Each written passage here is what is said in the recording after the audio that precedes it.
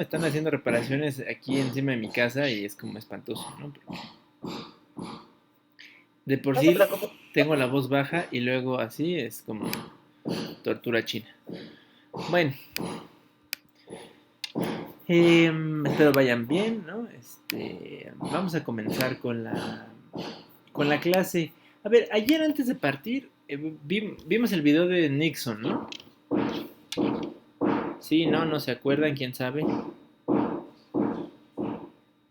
Sí, profe, pero es que no sé si se vio, es que dejó los subtítulos en inglés. Ah, sí, estuvo horrible. Después pensé que le podía mover al subtitulaje y no. Pero bueno, el resumen ejecutivo básicamente es, Nixon anunció a la prensa que iba a irse de viaje a China, un hecho a mitad de la Guerra Fría, ¿no? Increíble, y sobre todo increíble porque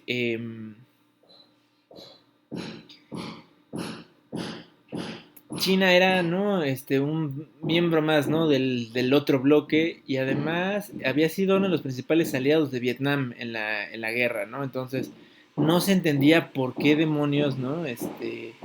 Tenía que ir el presidente estadounidense, ¿no? Además, hay una cosa que quiero ¿no? que les quede muy clara de este asunto, ¿no? Esas cosas no las dicen nunca, ¿no? Bueno, o las aprende uno a veces en la práctica. La, en política internacional, el, la visita de un jefe de Estado, ese es el mayor honor que puede haber y es el máximo símbolo de relaciones de alto nivel entre países. Aunque parece que la visita luego no pasan, en las visitas no pasa nada, ¿no? Más que un par de escenas, unos bailes y es todo. Bueno, pero es más un hecho simbólico que un hecho, digamos, de fondo. De fondo, de hecho, normalmente los presidentes no tratan nada, no te los digo con conocimiento de causa. Pero regularmente sirve para eso, ¿no? Para decir, tenemos un nivel de diálogo de presidente a presidente y luego, claro, debajo de nosotros, pues, no, literal, ¿no? Toda la estructura se dedica a darle forma al diálogo que tengamos nosotros. Ese es el secreto de lo que hizo Nixon, ¿no? Fue a hablar, habló con Mao, tiene una entrevista de una hora. Mao ya es un hombre muy grande, morirá un par de años después de la visita de Nixon. Y Mao más bien se entrevista con el que después será el sucesor de Mao, ¿no? Y eso pues da la percepción de esta, ¿no? Nos entrevistamos al más alto nivel. Se los digo porque esas cosas siguen siendo vigentes, ¿eh? Aún hoy con la pandemia, ¿no? Nos parece tonto a veces, ¿no? Ay, es que comunicado de prensa, el presidente Andrés Manuel López Obrador habló con el presidente Biden. Es importante, ¿no? Que haya un diálogo a ese nivel. Y también es importante cuando, por ejemplo, ¿no? Ahora que anunciaron que la vicepresidenta de Estados Unidos va a venir, pues digo, la señora nada personal, es una señora muy seria, ¿no? Que con un currículum propio, ¿no? No, no la hago menos a ella. Pero cuando te mandan al vicepresidente, ¿qué te quieren decir? Bueno, que usted no está para que yo le mande al presidente, ¿no? O sea, Biden tiene mejores cosas que hacer que hablar con Andrés Manuel. Es importante. Da justo, Frida, ¿no? O sea, el mensaje es muy, o sea, quien sepa de esto, el mensaje es muy fuerte. Te voy a mandar una figura que parece que es de alto nivel. Digo, la señora, no conste que no es contra la señora, pero la señora me parece que es muy seria, ¿no? Pero sí, el mensaje es muy malo para los mexicanos, pues no estamos a la altura, ¿no? Para hablar con el presidente, entonces te mando en una visita oficial a la primera, a la vicepresidenta. Aquí piensan es al revés, ¿no? Aquí Nixon se da cuenta que tiene que hacer un cambio en su política asiática y va él, ¿no? Personalmente, ¿no? O sea, el máximo funcionario va y se entrevista y ya vieron, tuvo cenas y fue a visitar la muralla china, pero bueno, es él el que se presenta. A ver, es importante. Sucedieron varias cosas, ¿no? Y aquí en la presentación les hice como un resumen, digamos, de lo que significó esto, ¿no? Espérense, ¿no? Esto es Vietnam, este aquí. Bueno, primero que nada, esto es el asunto primordial, ¿no? Así lo planearon, parece ser que más Kissinger que Nixon. A ver, el video lo preparó la Fundación Nixon, ¿no? Cuando en Estados Unidos se muere un presidente, normalmente dejan una cosa más que deudas, ¿no? Y un historial triste, ¿no? Normalmente hay una biblioteca o un acervo, digamos, documental suyo que no se pierde, sino sus herederos normalmente forman una fundación que administra las posesiones que le hayan quedado, ¿no? Alguna casita, un terrenito, y sobre todo, lo importante, ¿no? Sus documentos que generó en su vida pública. Eh, Todos tienen una fundación, ¿no? Todos se han muerto, bueno, al menos. En el caso de Nixon no es la excepción, es la Fundación Nixon la que preparó este video que vimos, ¿no? Que cruzaba imágenes, digamos, de la prensa de la época con cachos de los discursos que escribió de su puño y letra Nixon, algunas de sus notas. Digo, es una manera como para rescatar ese material que ellos tienen guardado. Eh, Les digo, parece, ahí el video parecería que Nixon fue ¿no? el brillante estratega que se le ocurrió esto. Al parecer, ¿no? Según los testimonios que tenemos de la época, es Kissinger, al quien ya leímos, ¿no? Para hablar del fin de la Segunda Guerra Mundial, el que lo asesora y le dice, mire, señor presidente, lo mejor que vamos a hacer es, abrámonos un camino nuevo con el bloque socialista. Y esto tiene un sentido, o sea, no es una ocurrencia de Kissinger nada más.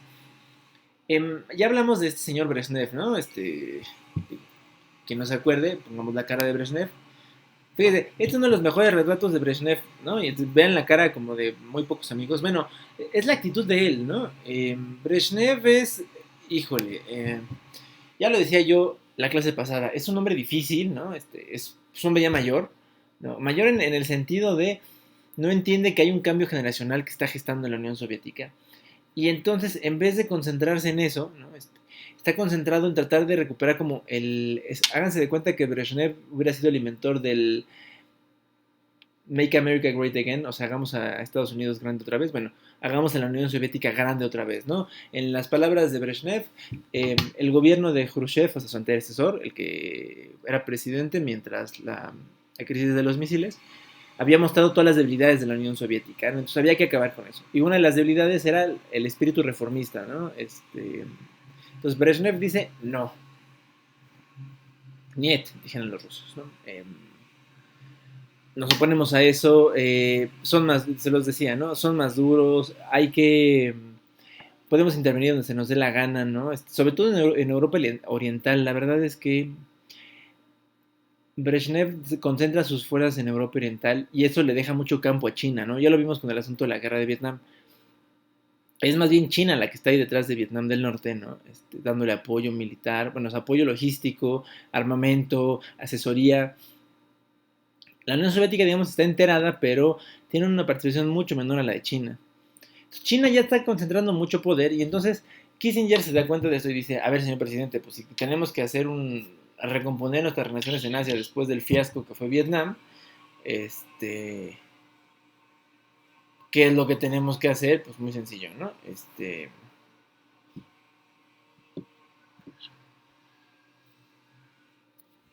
Hablar con el otro, ¿no? Con la otra cabeza visible aquí, ¿no? Y lo logra, y la verdad es que, pues les digo, llevar a Nixon es la mejor idea, claro, porque pudo haber ido Kissinger, ¿no? Con un papel ahí interesante, ¿no? A ver, aquí hay algo que yo no he dicho. Nixon y Kissinger acaban peleados porque tras la guerra de Vietnam, ¿no? Y la firma de los acuerdos de paz de París, le ofrecen el premio Nobel a Kissinger y al general vietnamita que, digamos, encabezaba el esfuerzo bélico. El vietnamita rechaza el premio porque le da vergüenza recibirlo junto a Kissinger, pero Kissinger no le da vergüenza nada y se presenta en Estocolmo y recibe el premio. Y Nixon está furioso, porque además Nixon dice, pero ¿cómo si el presidente soy yo? No, yo soy la figura que impulsó esto. Pero claro, en realidad el que estuvo negociando todo el tiempo el acuerdo de paz fue Kissinger. No se caen muy bien, que digamos, ¿no? Eso explica por qué, ¿no? El video de la Fundación Nixon no habla nada de él. Eh, Hay resentimiento ahí, ¿no? Bueno, pero de quien haya sido la idea, lo importante es que pasó. Funcionó, ¿no? Fue una buena estrategia. Y eso puso a Estados Unidos en un juego interesante, ¿no? Tenía una relación especial con China que no dependía en lo absoluto de su relación con la Unión Soviética. O sea, en un punto, si la Unión Soviética perdiera el control, Estados Unidos podía recurrir a China, no para que controlara la Unión Soviética, pero sí para tener un aliado en la región, ¿no? Fíjense qué maquiavélico esto, ¿no? A ver, no crean que los chinos serán dóciles y se iban a dejar tan fácil, ¿no?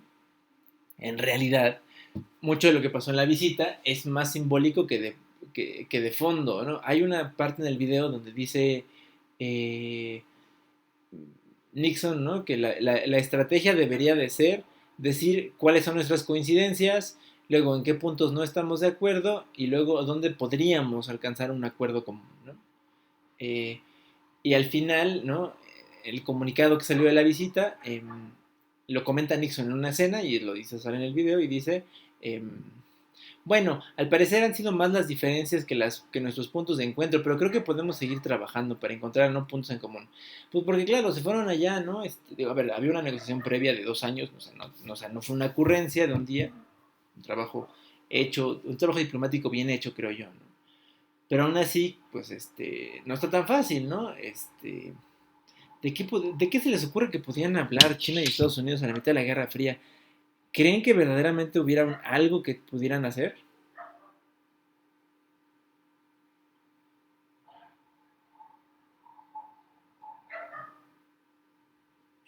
¿Me puedes repetir la pregunta, profe, por favor? Claro que sí. ¿Ustedes creen que verdaderamente había algo que hacer entre China y Estados Unidos en ese momento de la Guerra Fría? ¿Tenían algún tema de conversación común? ¿Qué se les ocurre?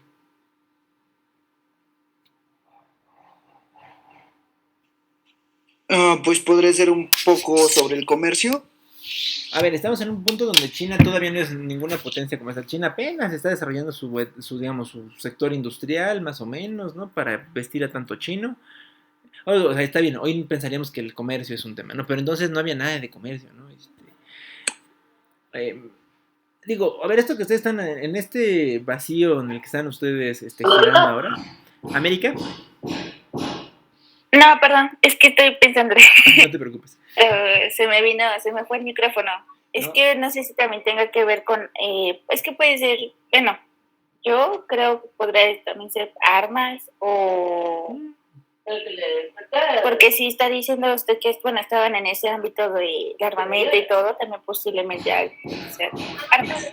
Sí, ¿no? Tecnología militar, bien, o sea, digamos que los temas que podían aparecer son los temas clásicos, ¿no? De la Guerra Fría, ¿no? El control de armamentos, ¿qué vamos a hacer con el desarme nuclear? Claro, el de los demás, porque no es de las potencias. China es una potencia nuclear reconocida, ¿no? Por el Tratado de No Proliferación, que ese tratado lo revisamos de manera muy por encimita, pero digamos que lo pasamos. Eh, sí hay algún interés, ¿no? Algún asunto sobre la seguridad regional en Asia, ¿no? Sobre todo después de la guerra de Vietnam. Pero bueno, más allá de eso, que digamos sería obvio, todo lo demás, o sea, el vacío en el que se quedaron ustedes es normal porque fue el mismo vacío que se enfrentaron los negociadores. O sea, ¿de qué vamos a hablar, no? A lo mejor, como dice Luis, bueno, seguramente alguno dijo, hay que hablar de las perspectivas comerciales de Estados Unidos, y es como de, pues espérate, ¿no? China todavía ni siquiera sabemos si es capaz de comprarnos cosas, ¿no? Vivió la China a la que visita Nixon, es una China bastante aislada del mundo, ¿no? Tiene relaciones con sus vecinos cercanos, con la Unión Soviética, algunos países de África, pero es muy limitado, ¿no? No es la China cosmopolita que ustedes ven hoy, ¿no? Que es el principal exportador de manufacturas a nivel mundial, ¿no? Es una China todavía más agrícola, es una China todavía menos urbanizada, eh, una China muy exótica para nosotros hoy en día, ¿no? Pero claro, es una China que está a punto de despegar, ¿eh? No crean que se quedó así mucho tiempo. De hecho, justo la visita estadounidense les permite hacer ahí unos amarres, ¿no? Y plantearse un modelo diferente al modelo soviético, ¿no?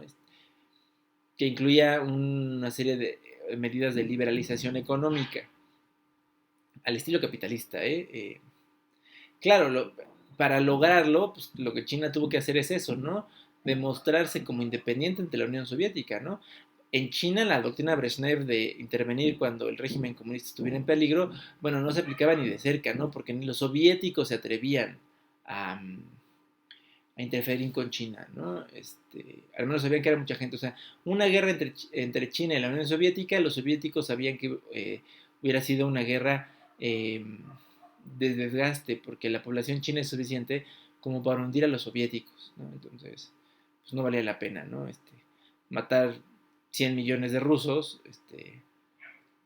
porque de todos modos los chinos para entonces no eran tantos, ¿no? Bueno, eran como 850 millones de chinos, ¿no? Pero pues, ¿qué va de los 250 millones de rusos que eran? Bueno, de soviéticos, pues sí hay una diferencia, ¿no? 4 veces más al menos. Em, en fin, ¿no? Ahí hay un juego geopolítico, ¿no? Donde la Unión Soviética no se mete. Y lo que acaba surgiendo, ¿no? Después de esta visita y después del acercamiento con Estados Unidos es em, que el bloque socialista se vuelve un bloque de dos cabezas, ya no de una sola, ¿no? China tiene ahí un papel importante, está, es un poco responsable del sector de los países comunistas del continente asiático, ¿no? Menos que, eh, excepto Asia Central, ¿no? Que está en manos de la Unión Soviética, lo demás, pues es China. Eh, digamos, empieza a tener un rumbo diferente, ¿no? Y bastante independiente del de la Unión Soviética. Bueno, si hay algo que limita a la Unión Soviética para no poder, digamos, imponerse en ese contexto, ¿no? Es un asunto de crisis económica, que es el siguiente aspecto que dijimos que veríamos, ¿no? A ver, si les muestro esta fotografía sin que yo les diga de qué época es, de qué año creen que es esta fotografía de la Bolsa de Valores en Nueva York. ¿De cuándo le echan que es? ¿De los 70? Bien, la tiraron. Mm, En la mañana que les preguntaba a sus compañeros me decían que parecía como más viejita, como de los años 30. A ver, no está mal, ¿eh? es de 1929 lo de la caída de la bolsa. Pues parecería América, pero Frida tuvo razón al decir que es una toma del ¿Ah, sí? 71, sí, aunque, a ver, pero sí parecería del 29, ¿no? O sea, podríamos confundirnos fácilmente. Eh, bueno, digamos, esta fotografía por eso me gustó, ¿no? A ver, es muy simbólica de lo que viene adelante, ¿no? A ver, todavía aquí están trabajando en el modelo de la crisis del 29, bien dicho América, pero ya hay algunas diferencias. Al fondo alcanzan a ver el letrero eléctrico. Sí.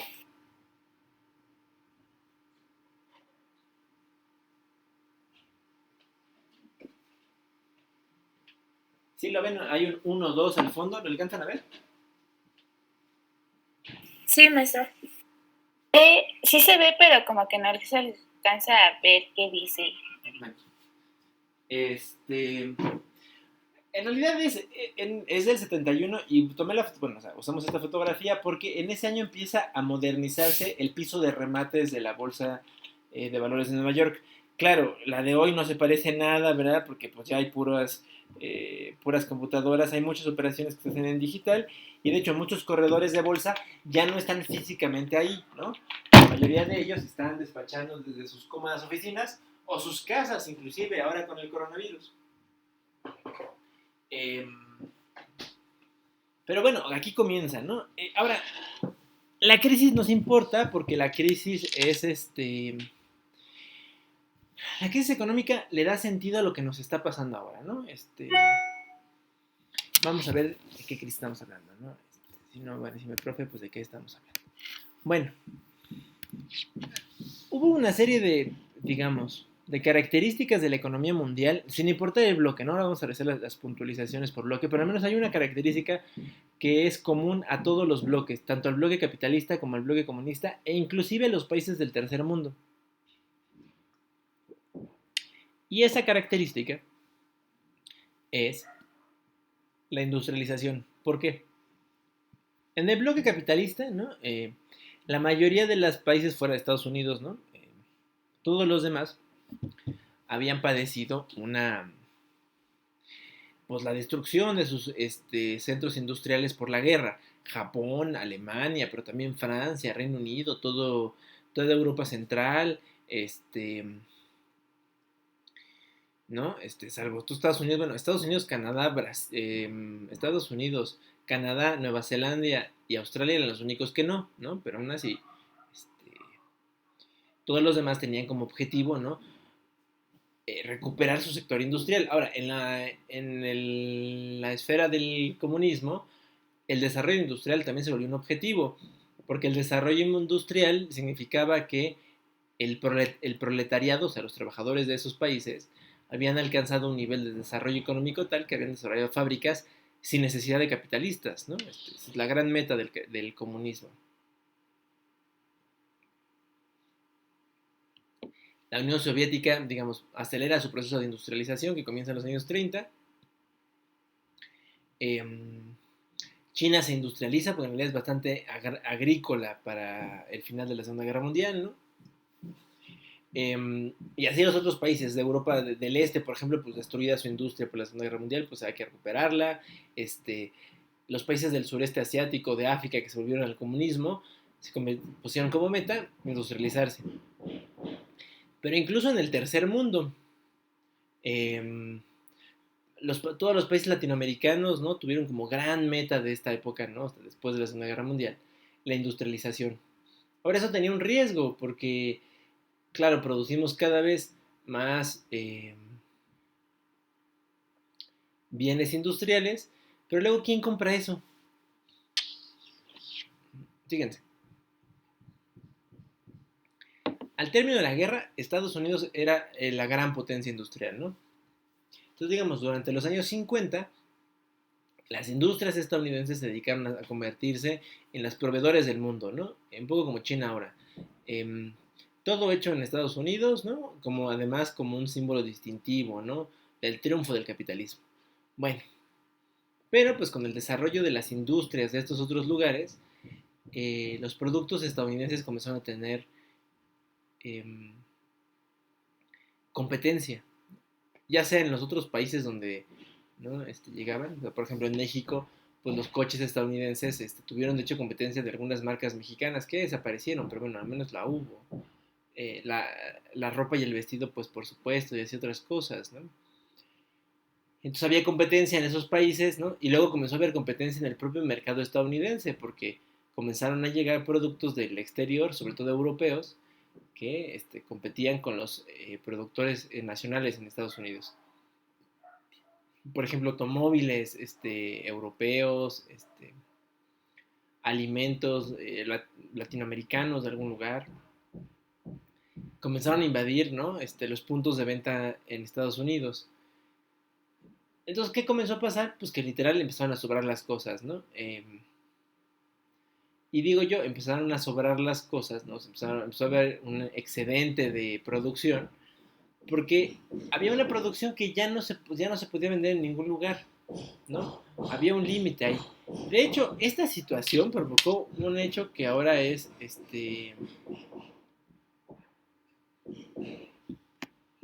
fundamental. Y es los remates de outlet. Los remates de outlet en Estados Unidos surgen por eso, ¿no? En esta década, ¿no? Las compañías muy grandes tienen un stock enorme, ¿no?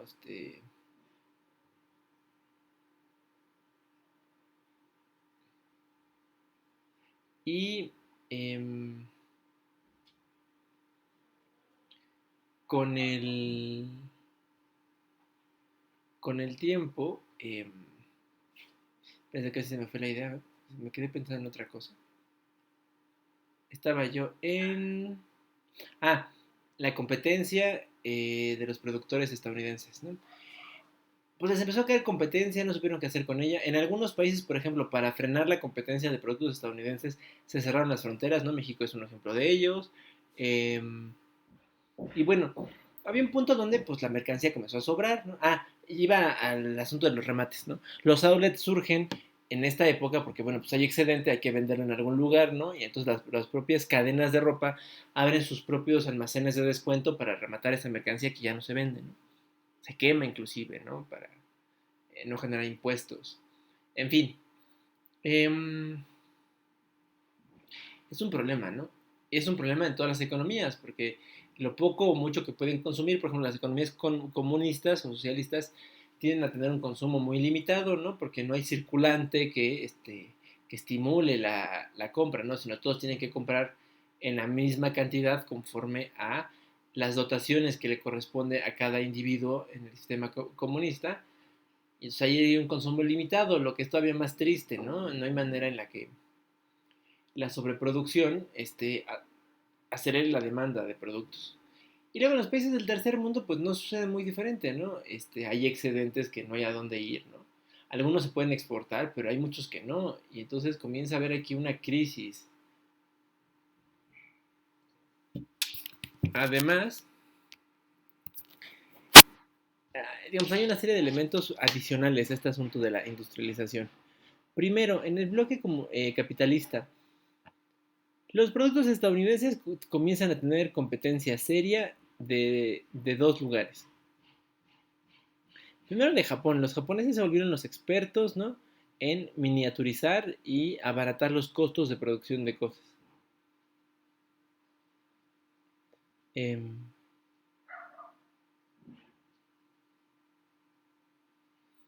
ese sentido, ¿no?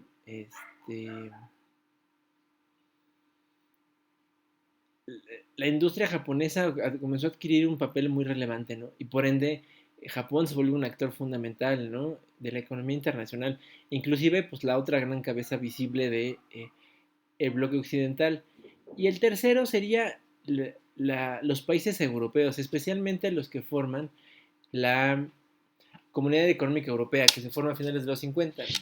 Ya son un bloque económico, ya están estimulando el crecimiento de sus economías, ¿no? Y parece que lo pueden hacer de mejor manera que Estados Unidos, ¿no? Eh, Hay en ese sentido, pues, un papel ahí relevante, ¿no? De las empresas transnacionales. Habíamos dicho, ¿no? Que las empresas transnacionales se han vuelto pues al menos un actor a considerar en la política internacional. Pero a ver, ¿pueden distinguir cuál es la diferencia entre, por ejemplo, una empresa transnacional y una empresa multinacional?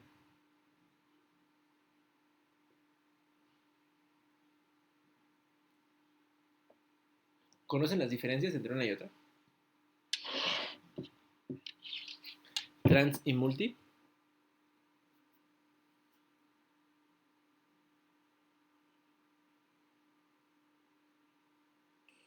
Sí, que son de menos importancia las multinacionales, ¿no?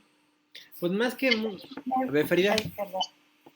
¿otra vez? Multinacionales nacionales son las que pues son de un país, ¿no? Bueno, no de un país, pero de eso, bueno, o sea, yo lo entiendo así, que multinacionales son como de la nación y transnacionales son como más que se extienden, que son de varias naciones.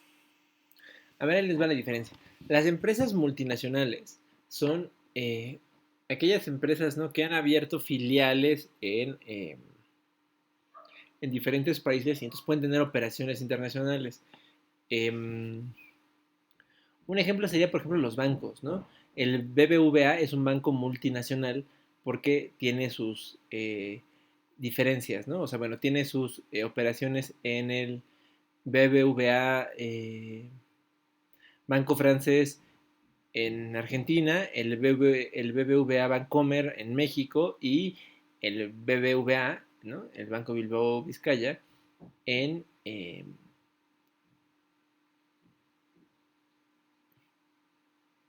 entonces, eso digamos sería multi. Ahora, una empresa transnacional es una empresa que sin importar dónde tenga su sede física, puede operar en cualquier otro país, pero sin necesidad de sedes nuevas, ¿no? Por ejemplo,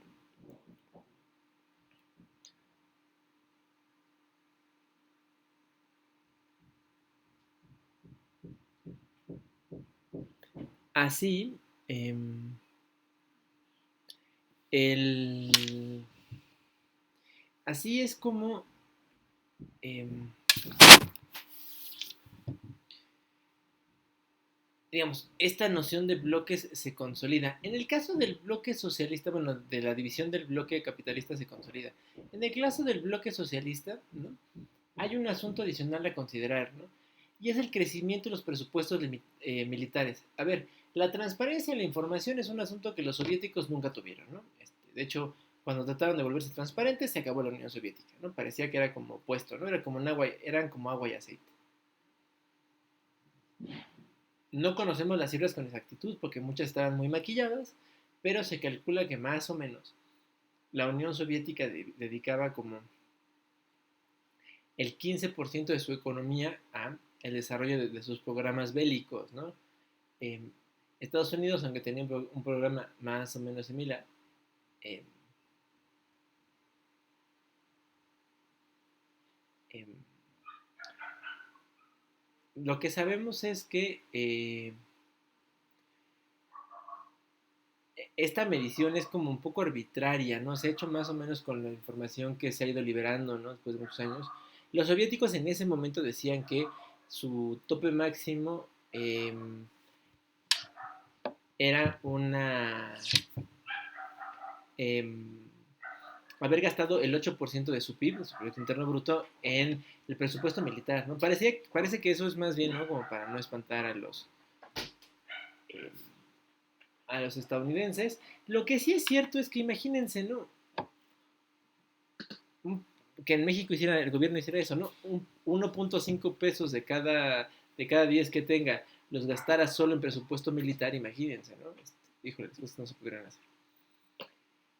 Pero para hacerlo hay que descuidar otras cosas, ¿eh? A ver, se dice muy fuerte, pero pues eso implica que descuides otras áreas del gobierno, ¿no? En el caso de los soviéticos, ¿no? Ya habíamos dicho, ¿no? Esta generación de los 60 los habían reprimido por tratar de ser tan reformadores. Y luego no solo los reprimieron, les cortaron un montón de programas, redujeron las asignaciones alimentarias, de vestimenta. O sea, tuvieron un doble golpe esta generación. Político, sí, ¿no? Y luego económico, ¿no? Eso fue limitando, ¿no? La capacidad industrial de la Unión Soviética, ¿no? O sea, la Unión Soviética, que sí tenía, ¿no?, un aparato industrial al inicio de la Guerra Fría, lo tuvo cada vez más descuidado por este asunto, ¿no? El presupuesto se usaba primero para los laboratorios de investigación militar, eh, el campo de lanzamiento de misiles y o de cohetes espaciales en Kazajstán y otras cosas, digamos, que tenían mucha visibilidad política. Pero, pues, por ejemplo, las raciones diarias de alimento en las ciudades grandes, pues se mantuvieron igual o hasta disminuyeron, ¿no? Es decir, fue un momento como muy crudo para hacer em,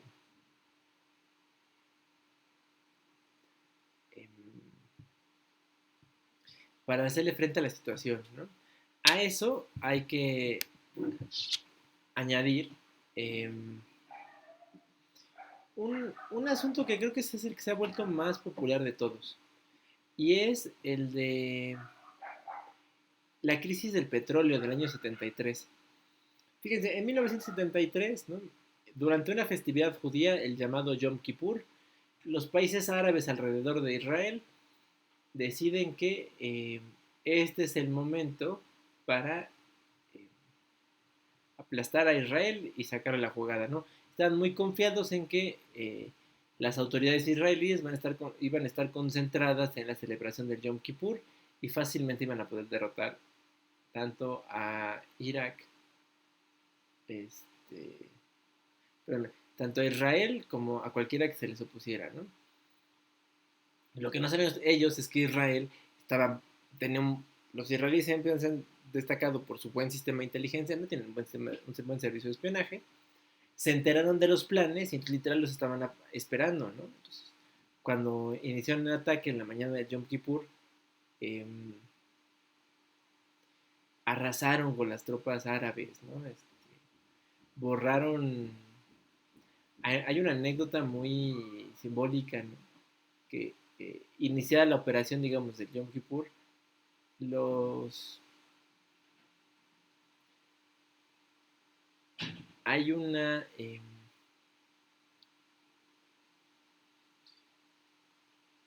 hay una imagen, estoy pensando en la imagen, porque no encontré la fotografía, muy significativa de la misiles israelíes bombardeando las bases aéreas de Egipto y de Siria, y los aviones en llamas. O sea, los israelíes sabían qué iba a pasar, sabían en qué bases aéreas perdón, iban a estar estacionados los aviones con los cuales iban a atacarlos a ellos. Bueno, pues antes de que los atacaran, ¿no? Misiles sobre los aeropuertos, la Fuerza Aérea egipcia destrozada, la Fuerza Aérea siria destrozada, ¿no?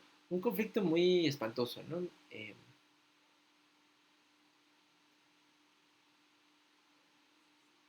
en fin, muy terrible. Bueno, ¿cuál fue el resultado? ¿No? Israel se quejó en la ONU, ¿no? Del ataque de los países árabes eh, y recibió el apoyo de la comunidad internacional, especialmente de algunos países del bloque capitalista, Estados Unidos, Reino Unido, eh, Países Bajos y otros, fueron los que respaldaron a Israel, ¿no? Al menos en lo simbólico, no es que mandaran tropas, pero sí en lo simbólico. Como resultado de ello, los países productores de petróleo, ¿no? Hicieron un embargo a las ventas al exterior. A ver, ¿a qué le suena la palabra embargo?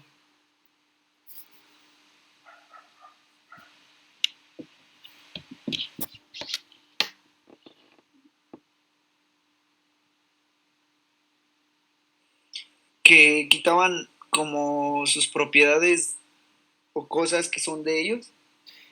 Más o menos, ¿no? Un embargo exacto, cuando te retiran un algo, ¿no? Bueno, lo que le quitaron a Occidente fue el petróleo, ¿no? Más o menos el 40% del petróleo consumido en el mundo en ese momento se produce en el Medio Oriente. Entonces, si Medio Oriente le cierra la llave, ¿no? Literal, tienes un problema de escasez terrible, ¿no? La escasez se puede observar claramente en el incremento del precio, ¿no? En un par de semanas, el precio del barril de petróleo pasó de los $3 por barril a los eh, entre 12 y $14. Ustedes dirán, ay, pero no es mucho.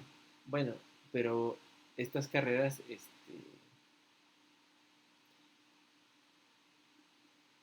son digamos, el, el centro de la discusión. Eh, con el precio del petróleo tan caro, ¿no? Las gasolinas, bueno, por supuesto, si el petróleo se hizo 4 veces más caro, las gasolinas se hicieron 6 veces más caras. Ahora, el desarrollo industrial del que hablábamos en la lámina pasada estaba asentado en la quema de petróleo para la producción de energía. Si el petróleo es cada vez más caro, la producción es cada vez más cara, ¿no? Porque hay que quemar más petróleo. Eh, y si queremos que los bienes vayan de un lado a otro, ¿no? Pues hay que pagar transporte y el transporte es de las primeras cosas que se ve afectado, ¿no? Entonces hay un incremento en los precios innecesario. Digo innecesario porque por un asunto externo, ¿no? Varias sociedades se quejan de cómo es posible que eh, pensemos, ¿no?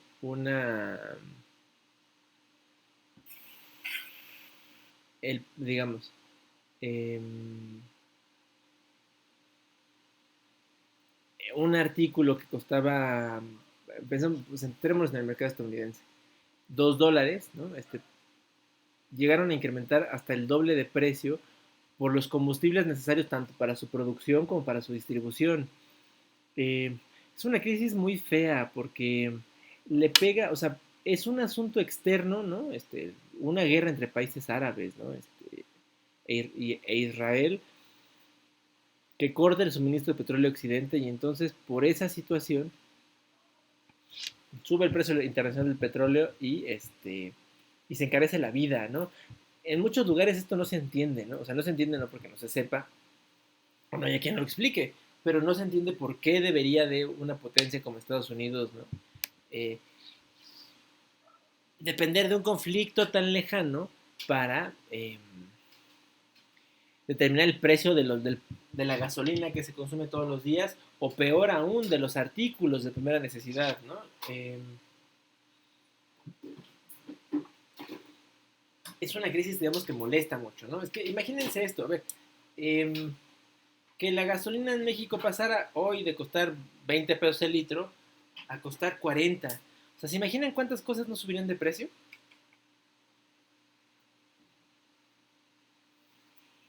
Todo. ¿No? Sí está feito, ¿no?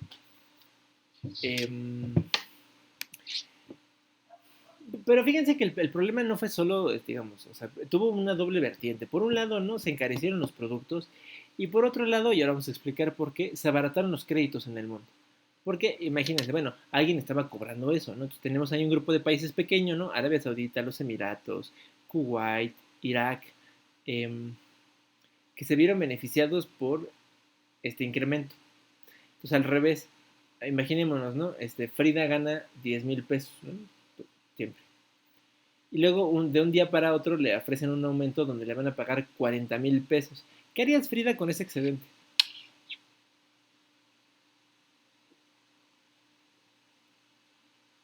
Pero, a ver, ¿me lo puedo plantear otra vez? Claro, imagínate que tienes un trabajo y ganas 10,000 pesos. Y luego un día te dice tu jefe, lo has hecho también, Frida, que a partir de mañana vas a ganar 40,000 pesos al mes. O sea, te multiplican tu sueldo por 4. ¿Qué harías con ese sueldo de más?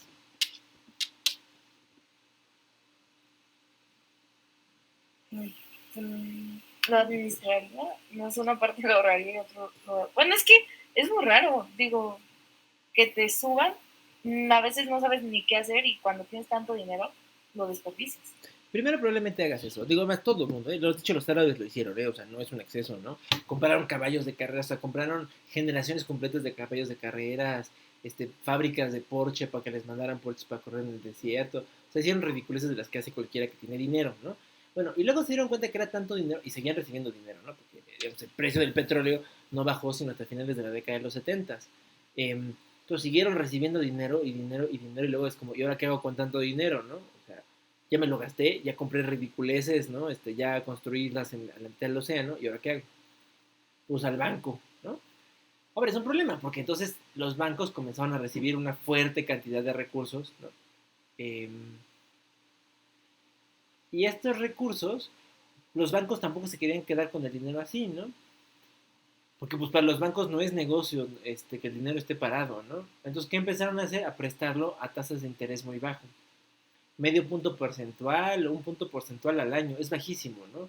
Ni un crédito hipotecario es tan barato, ¿no? Un crédito hipotecario anda más o menos como por el 10% anual, y aquí estamos hablando de medio punto o 1%, ¿no? Casi nada. Solo que tenían, como todo, ¿no? Letras chiquitas que decían, este préstamo es a tasa de interés variable, o sea, puede modificarse, ¿no? Lo que estuvo pasando es que las tasas se mantuvieron bastante bajas en los 70, ¿no? Países como México aprovecharon esos créditos muy baratos, ¿no? Para salir de sus propios problemas. Y luego, pues en algún momento, la belleza de estos sucumbió.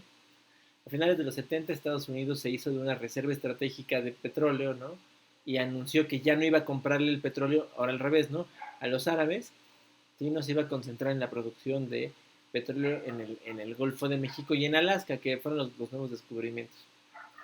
Con eso lo que pasó fue que el precio del petróleo bajó de entre los 18 y 20 dólares otra vez a 5 o 6 dólares por barril, ¿no? Muy bajito. Entonces, eso hizo que, ¿no? Los árabes que tenían su dinero guardado en los bancos lo pidieran de regreso. Al pedirlo de regreso, subieron las tasas de interés de sus préstamos y países como México pues se fueron a la quiebra, ¿no? Porque de pagar 1 o 2, medio punto o 1% de interés, la tasa se elevó al 15 o al 20%, ¿no? Y entonces pues, se vuelve casi impagable, ¿no? Los gobiernos normalmente cuando contratan deuda la planean desde el principio cómo la van a hacer para pagar, ¿no? Entonces la voy a pagar a 5 años, entonces en 5 años abrimos la atmósfera, ¿no? Y que se vaya todo esto. Bueno, eh, el escenario entonces de la crisis petrolera fue terrible, ¿no? Porque tuvo como estos dos golpes, ¿no? Por un lado, primero el incremento de los precios, ¿no? Y de los combustibles, y luego a finales de la década, eh, la desestabilización del sistema financiero, ¿no? Esa salida de tantos dólares que habían entrado muy fáciles a principios de la década, luego fue difícil recuperarlos, hubo muchas quiebras, ¿no? Hubo un momento ahí medio trágico. Eh, Aquí la pregunta era, ¿cómo vamos a salir de la crisis, no? ¿Cuál creen que fue la solución? ¿Más Estado o más mercado? O sea, ¿más regulaciones públicas o menos regulaciones y más actuación de los particulares? Has estado, ¿no? Unos dicen más estado. A ver, ¿quién cree que más estado?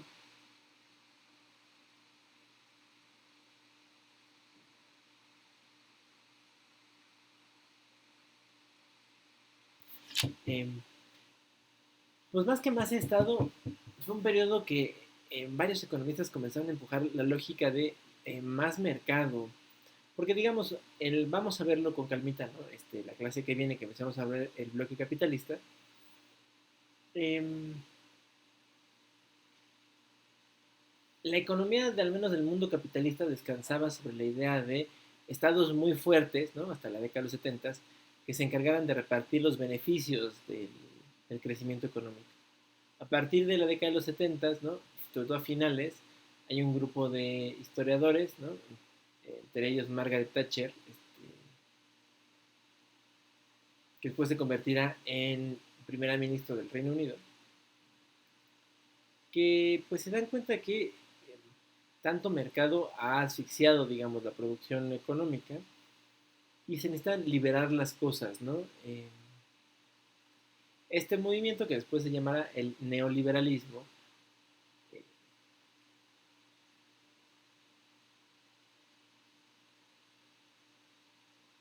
bueno, eh, la lógica de más mercado terminó fraguando, ¿no? En una serie de pensadores, ¿no?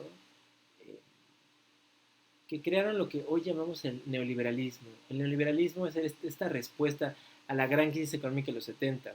A ver, es importante porque para nos de pronto perdemos de vista qué fue el neoliberalismo, ¿no? Hay una crítica siempre muy dura hacia la respuesta neoliberal, pero nadie entiende que pues, fue la respuesta a la crisis de ese momento de los años 80, finales de los 70, principios de los 80, que hubo que pagar, ¿no? Y hubo que pagar, yo creo, pues muy caro, ¿no?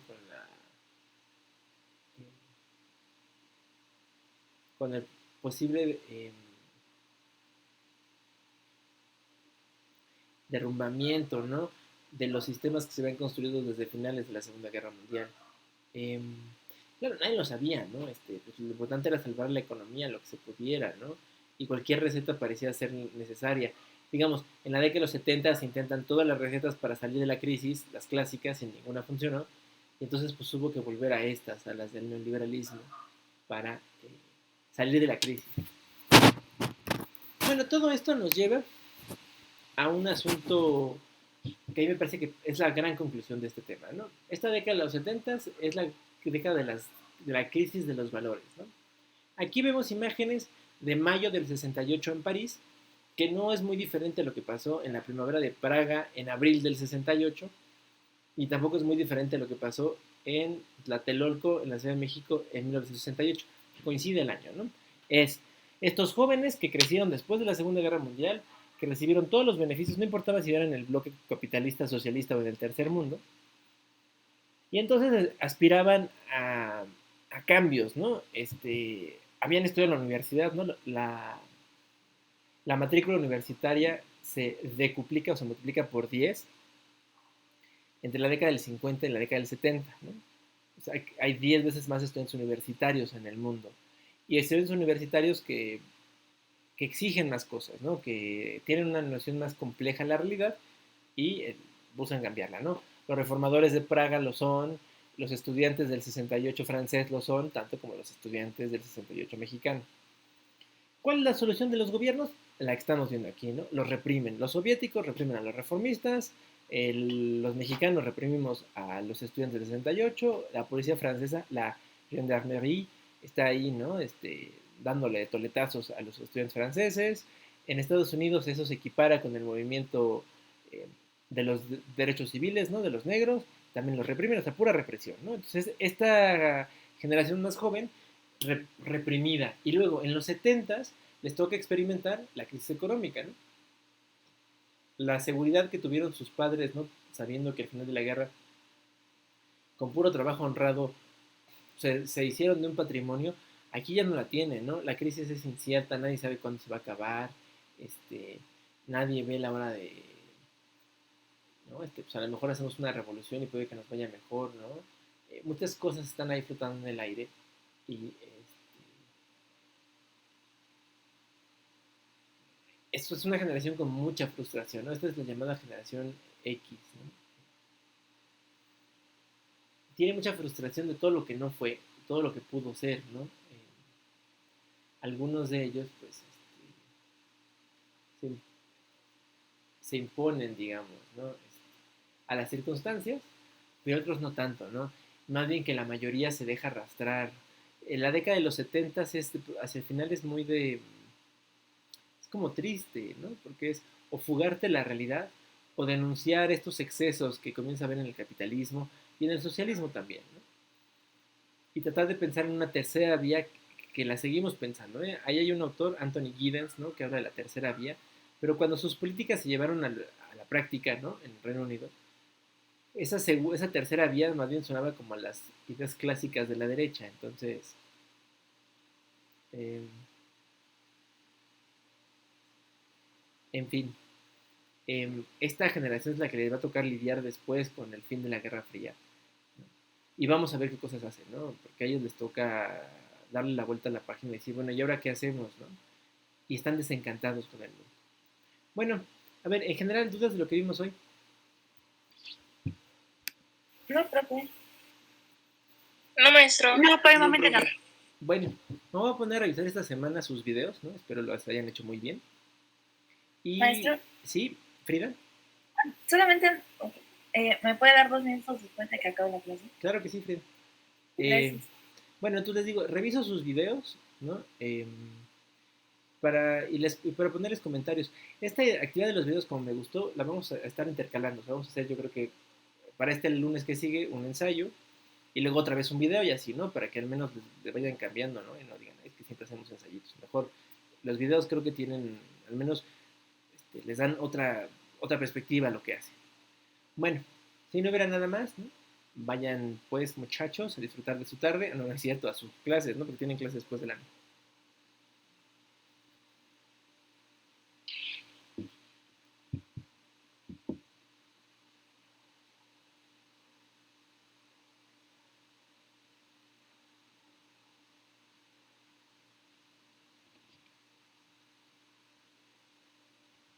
Bueno, pues, nos vemos.